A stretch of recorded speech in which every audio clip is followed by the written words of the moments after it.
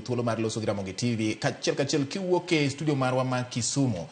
Mosenye kora Mogi winjo kaka jaduong' Hesbon Otieno ma en jagoro maduong' mar NAT oloso kaka winjruok kod sirikal chopo moko kuom dwaro margi, to un to uramo ni ng'anyo udhi godo nyime. Ang'o ma sirikal diponi pok otimonu mana kilidha matin ka wachako twak? Erokamano George Bati, moso joneno jo Ramogi TV. An kaego kinyi kaka osiepa Hesbon osewacho no. To bang'e na goyo ng'wech adhi Kondele, watimo ng'anyo nyaka town, chakre saa 5 nyaka saa 10. Gimomiyo watimo ng'anyo en ni nikech ok wawinjre sirikal.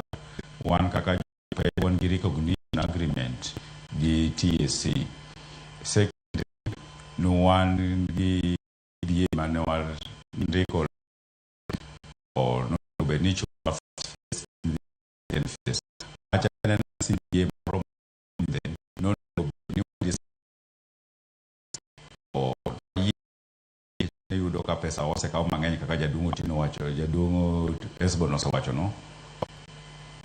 Koro nwakawo atamalo 2.5 ma jo principal gi nyaka 9.5 kuom jopuonj matindo tindo. Mae no register CBA court. Mano nyiso ni it was Sunday. No konego benita brokule small environmental onego rigini en gima wang'anyo ni. Onego benisa ni wasebet piny wa discuss CBA manyien. To kata kamano mondo wadhi wan gi issues mang'eny. Seche mane kadhi ng'anyo ndiko ka ma jopuonj obedo downgrade. Obedo ka promotions ma jopuonj engi interview poka giyudo. Momiluongo ni third party deduction. Jopuonj ng'ad onego bed ni tere bank.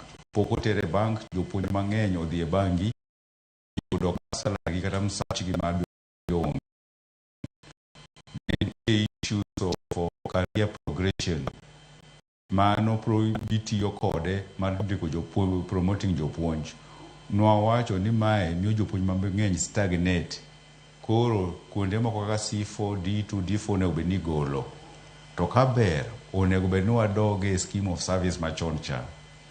To nwawuoyo about jo JSS ni wane comprehensive schools gi. Jogi ne gin interns to ne gise tieko 1 year to nomed gi 2 years illegally, kata doho nowacho ni mae ok en chik mondo giti. To kane ging'anyo nowach ni ginang'o ni ibiro manyo mondo ndiki 2026 kendo moro be ibiro manyo mondo med gi 2020 mondo wadhi e third term ka jo klas 8 odhi e third term wadhi klas 9 ka jogi osendik gi maber e PNP. Seche makoro abiro awuoye studio ni gigi duto poko tim nikech nwan register dispute ni onge winjruok gi jagtend migawo mar labor. Then mano tarik 12. Kochopo tarik 19 ne wa issue strike notice. Wawacho ni wadhi ng'anyo koku gik mwandiko go okung'iyo. Nwaromo gi duol mandiko jopuonj miluongo ni TSC tarik 21. To kuom gik ma wandiko go duto only one part miluongo ni CBA ema ne giwacho ni gidhi ng'iyo. To seche ma skul oseyaw ni onge kata japuonj achiel moseyudo msara nikech onego bed ni msara no ichule gi arrears. Modong' kande te ne giwito. To mago gin gik ma important nikech ka japuonj okete CRB nikech third party deduction CTS yok ng'ado pesa ne to pok tero ka bank. Mano miye gimiluongo ni pecuniary embarrassment. Ka JSS pok ondiki, mae dhi kelo shida ni jonyuol ma nyithindgi dhi miro deals gi nyathi ma japuonj ma who is demotivated. Ka medical coverage ma japuonj obedo downgraded. Yes. To awacho ni kara katek to duok medical allowance. We want gimiluongo ni improved medical cover. Koro gik manwawuoyo go te only part achiel ema ne gikawo, to be ok ginyiso adier ni gidhi timo full CBA.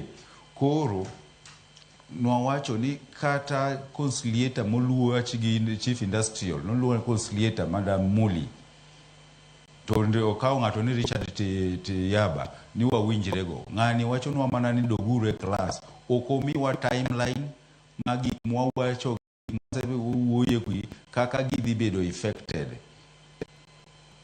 to kwanya dok e class nikech mae ng'anyo nye wasendiko strike notice